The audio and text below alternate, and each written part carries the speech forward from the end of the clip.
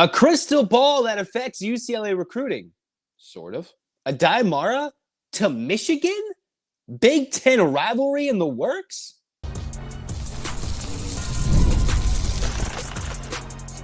You are Locked On UCLA, your daily podcast on the UCLA Bruins. Part of the Locked On Podcast Network, your team every day. Welcome, everybody, to this edition of the Locked On UCLA podcast. I'm your host, Zach Anderson-Yoxsimer. Thanks for making this show your first listen each and every day. It's free wherever you get your podcast, and it's available on YouTube. Like, comment, subscribe, download. Thanks for your support. It's your team every day. Where we get started, the somewhat shocking revelation that I saw from Joe Tipton, he is from On3, logging a crystal ball prediction that UCLA and their former center, the prized recruit in the class of 23, Aday Mara, is most likely heading to Michigan. Let's think about Michigan. What was their strength last year? A 7-foot point guard in Danny Wolf, basically, and then Vlad Golden. Where did the Bruins get punished? They got punished in the paint. Now, they did lose a guard in Trey Donaldson going to the portal, but Michigan has got Merez Johnson, Yaxel Lendenberg, and if they get Aday Mara, they're going to be bigger, stronger, and have guys that are more athletic and bigger than what UCLA has. So this is interesting that not only would Aday Mara, if this is going to play out, right? This is not official. This is a potential crystal ball. This is an expert prediction from On3 about a day ago. So this isn't like breaking news or anything, but think about the implications. Not only would Aday Mara potentially leave, right? He has multiple options. I've gone over those again, whether it was cashing in on a big payday, going somewhere for better opportunities as a big man, whether it be professional, international, staying in the collegiate ranks, whatever it could be, things changed, right? And now there's the whole idea of the list of demands. I went over those in an episode I posted about a week ago, all right? Now, I think maybe one of those demands could have simply been, why don't you use me like Michigan uses their big men and actually use their players in the post, in the paint, and utilize me as a valuable resource instead of 15 to 20 minutes. Now, there's the whole battle of, was it him sick? Was it this? That's not really what I'm talking about. I'm not saying he went to UCLA and said, use me like that. But imagine if he's going to go to Michigan, well, I believe listening to people talk about Michigan, oh, they're just big. Well, if they're bigger than you and they know how to use their size, that's a significant advantage, especially early top 25, just the other day. And who is the best team in the Big Ten? They had Purdue and Michigan both in the top 5. Both in the top 5 in the way too early top 25 rankings for next season. And that doesn't even include if Mara decides to go to Michigan. That'd be interesting, right? So then I'm looking at the USA Today way too early top 25 to shift it to a positive note. I'm looking at what they posted right after the national championship game, and they actually had UCLA as a top 5 team, like John Rothstein thought from CBS Sports, of how if they had their whole team together, as we expected them to have, of pieces like Mata mixed in with Donovan, Dent, that they'd be a top 5 team. Now, this is an updated write-up where it talks about Jamerson, Booker, Jamar Brown, and the importance of a Donovan, Dent, and how Mick Cronin, even with an undersized lineup, has taken the Bruins to the Final Four. It came with significant backcourt depth, unity, strong defense, and clutch buckets during the tournament back in 2021. Well, by the time UCLA gets to March in 2026, it'll be 5 years since that bubble tournament. 5 years.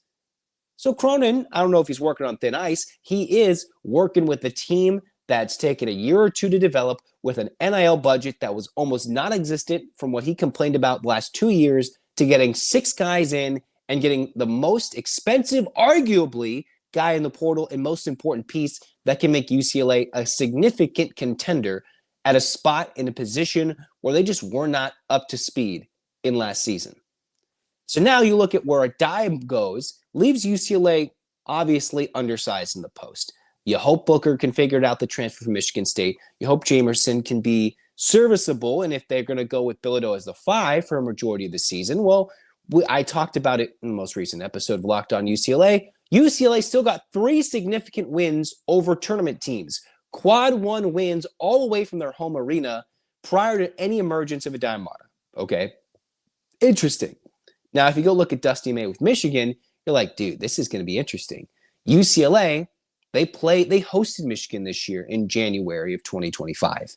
Next year, as I would expect, I haven't seen any update of Big Ten scheduling for men's basketball, but I would expect 1 year you host, the next year you go on the road, which means there would be no Aday Mara return to Westwood. He would just go play UCLA in a Michigan uniform, if this is to be the case. If this is to be the case with this on-3 crystal ball prediction from what I've seen. Now, what would be fun is if the Big Ten was like, imagine how many eyeballs we would get if you could have a home and home between UCLA and Michigan, right? Because Michigan deserves to host UCLA. All right, they deserve that home game. But I'm asking you, Big Ten, if you're listening, I can live without a home game against Washington, okay? UCLA can go to Seattle. They got that down pat. That's one of their closer road trips. We don't need to host Washington. What the Big Ten should do, look at this and be like, hey, these are two teams that we expect to be top 10, top 15, maybe even top 5 in some respects, if you're believing all the portal movement with what's happened so far in the early stages of the transfer portal window, that UCLA, Michigan have done a lot of work. You put them together, that could be two preseason top 5, top 15, at least top 25 teams with a little animus towards one another, especially with the storylines of Aday Mara potentially going to Michigan in a return game to UCLA. Now, again, Michigan went to UCLA this last season, and there's a lot of weirdness about the Big Ten scheduling. If they could get something right, and if this ends up being true, the Big Ten should find any way, if they play those 2 early games in college basketball, in Big Ten scheduling, right? They play those 2 early conference games in December. For UCLA last year, they went to Oregon, and they hosted Washington. If you do the reverse of that, you would host Oregon and go to Washington. In my mind, you put the Washington road game later because the Big Ten travel schedule makes no sense anyway, right? It's not like UCLA went to Oregon and Washington. So go throw Washington somewhere later in the schedule. Have UCLA host Michigan and then go on the road, maybe to Oregon early like they did last year or something. Or maybe you go to Washington and then you play the Oregon road game later, right? They'll play the USC games at some point in the schedule. UCLA, if they have a chance, they should put UCLA and Michigan on the schedule twice, have a home and home, and you can get a baked-in, big-time home game for UCLA that will sell out immediately and have a huge buzz for college basketball, whether it's early in the season, whether it's later. Hopefully they wouldn't throw it behind Peacock, but that would be entertaining. And just think about that. A Big Ten rivalry budding where they could be 2 of the top dogs in the Big Ten, and that's where Aday Mara goes. Not out of the conference, not out of the country and going to play internationally. Not sure if he's ready to test NBA waters just yet.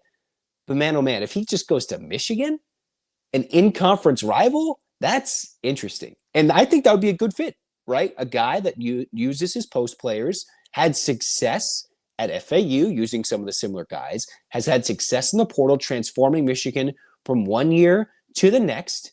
And that would be a good fit. And I hope the best for him. But that would be spicy for UCLA. Even if they only played Michigan once in Ann Arbor. But that would be absolutely spicy. And I think that'd be a little bit of a slight that he finds himself in the same conference. Mind you, with 18 teams in the Big Ten, goes to Michigan. You're like, what? Okay. But still, the hype is real for UCLA. This is multiple way too early top 25s where a lot of the biggest pieces in the portal have committed. UCLA possessing one of them, the commitment of Donovan Dent, and the hype is still real. Top 5, top 10. Now, of course, I could drive up the hype as much as I want to. I can be Debbie Downer, whatever it might be. You go crazy, half glass half full, glass half empty. They're going to be good next year. And there could be a budding rivalry if Mara does commit to Michigan. And that game will be circled on the calendar. And I beg the Big Ten, if this does happen, if it does, put UCLA on Michigan's road schedule as well, home and home for both. And that would be super spicy.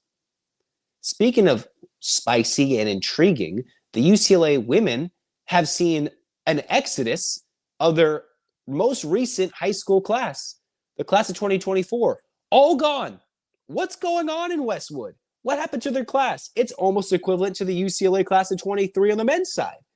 If you don't know what I'm talking about, next on Locked On UCLA.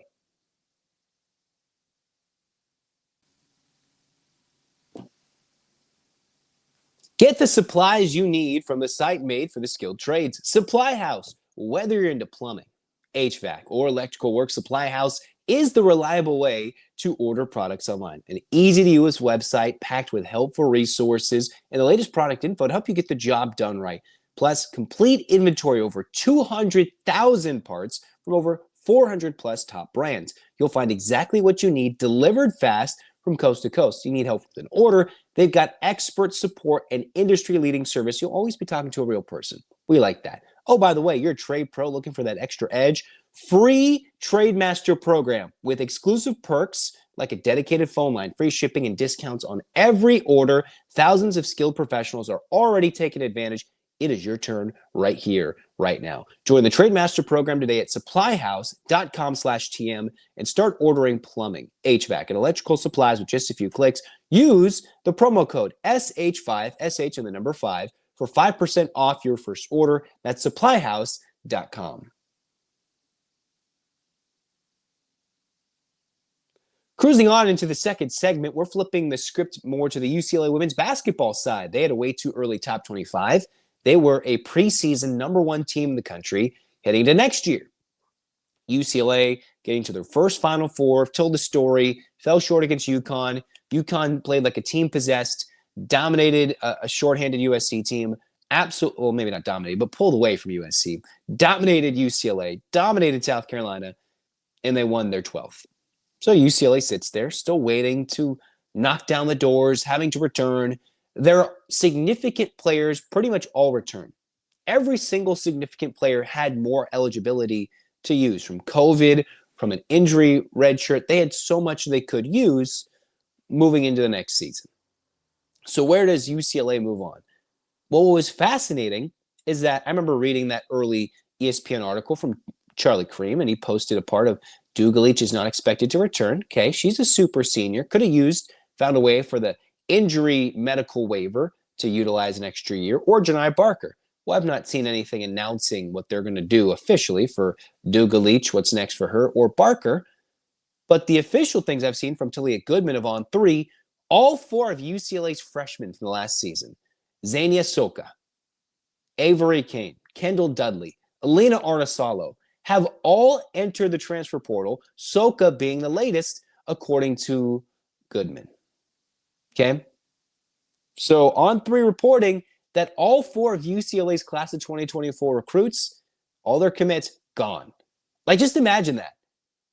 UCLA's class of 23 for the men's side is now looked at as one of the more embarrassing classes in terms of production. Now the transfer portal makes it different, right? You don't stay as long. You don't have to sit out. You can't work, or you don't work generally for that spot. And all those guys either left immediately or have left 2 years in, leaving UCLA with just Brandon Williams from that class of 23. For the women's side now, you look at the 24 class, Alina Arnasalo was productive. I thought there was potential growth for Dudley. Soka was a late rising class of 24 All-American. You mix in with Avery Kane, a local Central Coast product. It seemed like UCLA, those players weren't going to make an impact right now, right? It seemed like you go to UCLA, you're going to sit behind Kiki Rice, London Jones, and Hawkes. The Bruins are bringing in Lauren Betts' little sister in Siena. And oh, by the way, Charlize Ledger-Walker, whose injury kept her out all of this season, she didn't play, so she's going to play next year, making her a 2-year roster spot, if you think about it. And there's, some other pieces as well. If Barker returns, could be a key piece. UCLA, with the class of 22, has so much talent that they have, 4, 5, 6 players in the top 25. It's expanding to their senior year, which is their final run. They have to go on a run to win a national championship. That is the extreme expectations and the weight placed onto their shoulders this season. But their future, has it been compromised? Like, I thought Arnasalo could play a role next season. Dudley could play a role. Or maybe they take a reduced role. Maybe you do what the men did and have some of them redshirt or see what their playing time is. Kiki Rice wasn't even healthy to start this most recent season. You always want some depth and some opportunity. But to see an entire class wiped out due to the transfer portal, some of these players are going to find great new spots. Some of these teams are going to get elite players, and maybe some of them were never destined to succeed at UCLA. We'll just never know that with them in a UCLA uniform. From Soka to Dudley to Kane to Arnasalo, it's remarkable that all four of them have gone to the portal right away, right after a Final Four run. And I thought UCLA was okay. Now the class of 25 brings in Lena Bilic, okay, another international recruit, if I'm saying that name correct. And of course, Sienna Betts, who's number 2 in the country. So you bring in, I don't know if it's much needed, but you bring in post depth at an elite level. Not 6'7", but 6'4" for Sienna, who is expected to be an elite contributor for UCLA, in my perspective. And Bilic, after seeing how Arnasalo performed for UCLA, maybe there could be hope. Bilic put in a lot of scoring, good passing numbers. If you look at her numbers, whether it be club ball, international play, she has some numbers. We just have to see how that translates. And maybe that could be year-to-year success with somebody coming to UCLA. Still, that's a lot of spots to fill for the Bruins. Or maybe did Corey Close, as coaches do, tell some of these players that you need a new home at the expense of their future. Because this means they are all in on next season. UCLA is all in on the 25-26 season. If all those players are leaving, that means, hey, what are we going to do when all those players leave? She has to go through a monumental effort in the portal. And just as important in the high school recruiting game, because that's important still in women's college basketball. These players still have to play 3 to 4 seasons before they can even attempt to go to the WNBA draft, even attempt to go pro in that regard. So it's important to build rosters. As we've seen, UCLA, we've seen these freshmen grow into sophomores, super successful juniors, and now the senior year, it's time to roll. And we're already flipping towards 25-26, and you still just cannot neglect your future. I wonder what the story is there. Some of the best players in the portal have already committed to other places. Some of them are most likely going to go find interesting homes. Like with Juju being hurt at USC, you would maybe find someone who could be a star player for the majority of their season. And then Juju, if she does play later in the year after she recovers at some point from a knee injury, maybe you pair her with some superstar or two and have her be that late season ad, if you will, when she's healthy, if she decides and is able to play a year after her devastating knee injury. Although, the one thing we have to remember, with all the pieces UCLA has, they're still number 1 in the country in the preseason. It means they have limited backup depth, right? If Kiki's gone, who's that backup? Is that going to be Ledger Walker, who's a bigger guard who could dominate with the basketball? That's something to look forward to next season. Or is she going to play off the ball? Are they going to run with London Jones as she did at some points as a backup point guard? I wish Arnasalo, as many of these players can still do, withdraw from the transfer portal. They can do that anytime. I don't think that's likely because the percentage of players that withdraw is the lowest possible, usually within 1% to 2%. The likelihood of somebody finding a new home is not guaranteed. Now with thousands of players, high percentage points of players in all of college basketball hitting the portal, especially on the women's side, it's interesting. Like you see, one of the best, like Avery Howe for USC, if I got her name right, she's already found a new home. Like it's interesting. Some of these players who played significant roles for some of the best teams in the country are leaving and going elsewhere. Fascinating. It's fascinating what the transfer portal, what the NIL, what everything has contributed to even a sport that's really fun in women's college basketball these last few seasons because the players stay longer. They've stayed and they make and build even better storylines over these last few years, Paige Beckers and UConn included. Now, the future has to be figured out. It does not affect their immediate number 1 preseason ranking, number 2, number 3, wherever you think the Bruins fit in. I would wholeheartedly agree that they're on the short list of 1, 2, or 3, but depth would be a question mark if someone's not ready to go. If Ledger Walker has, God forbid, a setback, or Kiki Rice, right? There's no depth beyond that. They're really good. And am I overreacting to 4 players who combine for maybe 5 points a game? Yeah. But you always want depth. Injuries always play a factor. And players get better from year to year in some cases. And at some point, all those players are gone. So where are those sophomores turning into juniors in their next year development going to be? Elsewhere, and then transferring maybe somewhere else after a big year in their sophomore campaign. So it's fascinating that the class of 24 has been wiped out. Now, speaking of wiping out the competition, the UCLA softball team, they haven't exactly wiped out the competition. They're pretty strong in Big Ten play, really good record. They're tied for first. And the Big Ten has some weird two-game series nonsense that I don't really understand in conference play. And the Bruins still have some big battles for first place coming up. We'll talk about that next on Locked On UCLA.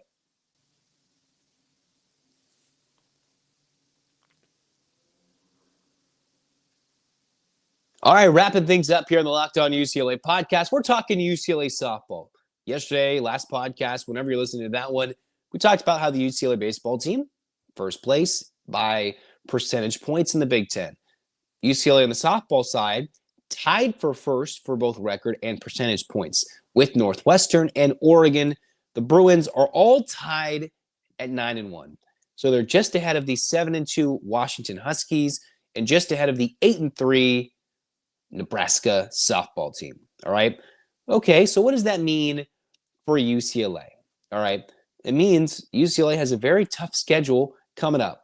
This weekend, they have a 3-game home set against Washington, the team that is in fourth place, just behind the Bruins and the other two teams in first place in the loss column. And a series victory by Washington could, 1, jeopardize UCLA's chances for first place, 2, move Washington into first potentially, and 3, really shift the balance in national rankings in the Big Ten and what we think UCLA can do going deep into this tournament, into the NCAA tournament, I should say. UCLA, they've been pretty dominant overall. They're won 9 of their last games. They're 13-0 at home and 9-1 in true road games. That true road loss was a loss against Iowa in a 2-game set earlier in the softball season. So when UCLA was dominating, they had big wins, but they don't have like any signature Big Ten wins yet. They've been dominating some of the competition, but the next 2 or 3 weekends, 3 of the last 4 weekends to end the regular season, it gets for real for the Bruins. Former Pac-12, Pac-10 rival Washington comes to UCLA, a 3-game set, and the Bruins have to take down the Huskies. Oh, by the way, where do you go the next weekend? You go to Eugene and go to Jane Sanders Stadium and face the Oregon Ducks for 3 over Easter weekend.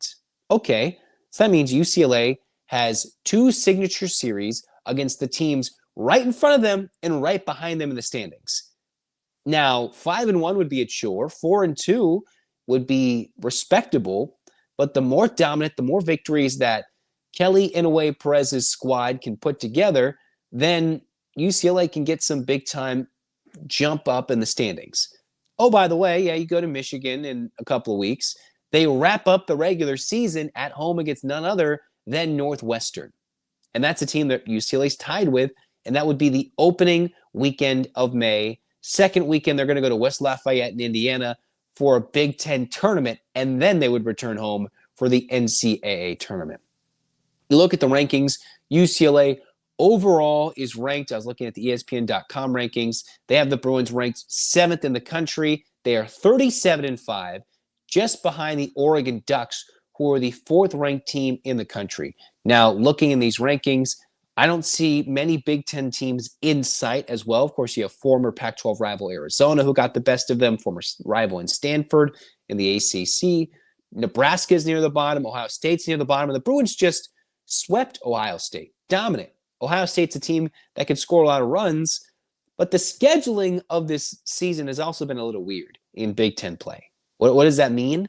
UCLA went to Iowa and played a scheduled 2-game series. Like, that makes no sense whatsoever. Why would a team want to go play a scheduled 2-game series? Some of these teams in Big Ten play have to go on the road and play neutral site games. Ohio State just came to UCLA and played a 2-game set, and UCLA won both. Like, I don't understand what's the point for Ohio State and UCLA to go travel and not play a full 3-game set. I just do not understand it. If you're in conference play and you don't play best of 3, we can take off some of those meaningless midweek games. You can take off some of those early season tournament games and play a 3-game set. What the Big Ten has done, I think what I read, was 3 home 3-game sets, 3 road 3-game sets, and 2 sets of games against opponents where they're just 2-game series, some of which are neutral site games. For UCLA, they hosted a 2-game set, and they went on the road for a 2-gamer at Iowa, where they lost one of them. And they split that series against Iowa. I don't really understand what's the purpose of that. Somebody smarter than me, arguably, could explain that to me, what the reason is. I just don't understand.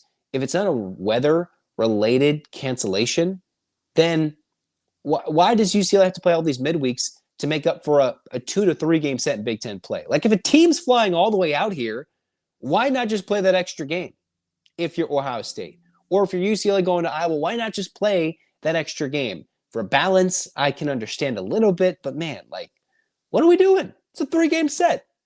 Play a sport that's meant for 3-game series and whatever. Okay, so I'll digress. Who are some of the players for UCLA? I think one of the biggest concerns for UCLA heading into this postseason, into the final stretch of Big Ten play against some of the better teams, can the pitching hold up? Caitlin Terry this year, you'll recognize the name. She is 15-3, a 1.85 ERA, 7 CGs, leads the Bruins in strikeouts, innings pitched, and in close to batting average again. She's second in the team, but she takes the bulk of the outings, has appeared in 20 games this year, and is normally the one who dominates. Then there's Addison Fisher, second in the team in ERA, has the highest whip, which is walks and hits to innings pitched, which means she is liable to give up base runners, but she's also 11-0 in 13 starts and 21 appearances with 4 complete games. 70 innings pitched, and of the 3 main pitchers between Caitlin Terry, Addison Fisher, and Taylor Tinsley, she is the one that's seen the least amount of work, sort of, is the least likely to have a strikeout dominant performance. So can she, with more of a pitch to contact like philosophy and arsenal, can she be as dominant and as effective versus these Big Ten powerhouses and NCAA tournament teams who just destroy the softball? Okay. Then there's Taylor Tinsley, who of the 3 main arms for UCLA in the circle, an ERA just over 2.25. She's got 9 wins, 2 losses in 20 appearances, 13 starts, similar appearances and starting numbers to Caitlin Terry, and has 73 2/3 innings pitched, 110 strikeouts, 12 walks. Listen to that. 110 strikeouts, 12 walks. Ridiculous numbers. It's when a walk followed by a double and a home run that kind of buries these Bruins from time to time. So far, she's been doing an elite job in Tinsley of keeping base runners off the bases. I think in, 7 innings, she struck out 10 against Ohio State. So very dominant. It's not the most elite staff UCLA has arguably ever had, but this is a team that could probably get the job done, is going to need great stuff from these pitchers in the circle come May to early June. Who are the stars? Well, Savannah Pola, 450 batting average, doing a lot. Jordan Woolery, who has exploded onto the scene with 17 home runs, 61 RBIs. And oh, by the way, can't forget Megan Grant, who's hitting over 380, 18 home runs, and 61 RBIs. Tied for the team lead in RBIs, leads the team in home runs. And there's many other players on this roster, 1, 2, 3, 4, 5, 6 of which for UCLA, who have played in nearly every game and have a batting average almost 350 or better. Think about that. UCLA can stack a lineup almost 9 deep with 6 hitters that are hitting almost 350 or better, all of which have multiple home runs and at least 30 RBIs, multiple extra base hits, and are doing just everything possible to dominate. Even Caitlin Terry's been swinging it this year, hitting 270. The problem is, what does UCLA look like at the bottom of that lineup? All right. It's finding the 8-9 hitters. It's deepening that lineup beyond just the top 6 to where when these players are trying to get on base and get on for the top of the order, what's going to happen there? If you're going from an analytic statistic point of view, like I am right now, you see that lineup, you're like, that looks good 1 through 6. But what's the bottom third of that lineup look like? That's where a hole or two can be exposed when an ace gets to the top of your order once, you go through 1, 2, 3, 4, 5, 6, 7 through 9, you're already midway through the game in a low-scoring game, and the Bruins have lost a lot of close games this year. All right, now they have 5 losses, but against good teams, a close loss, that's tough to swallow. Some late-game close losses, and if you have the bottom of the order coming up a third time and you're looking for somebody to get a base hit, it's interesting. Interesting there when UCLA is trying to develop players who can consistently get time and get base hits. Now, there are some numbers and some base hits, but there's a significant drop-off from Bragg to the rest of the lineup. They're elite. UCLA's top 10. That's generally where they're always at. But to knock off a dominant super team like Oklahoma's been for a full generation of softball players, the SEC, like the Texases or the Big 12's Oklahoma State, even Oregon and Washington, who are coming up on UCLA's schedule, you've got to take that next level approach, because the Bruins, they can't take anything for granted. After 2 postseasons ago, they were 2-0 with some of the best players in UCLA history in their lineup, and were 2-0 in their own regional as the number 2 overall seed. So they can't take anything for granted, and I don't think they will.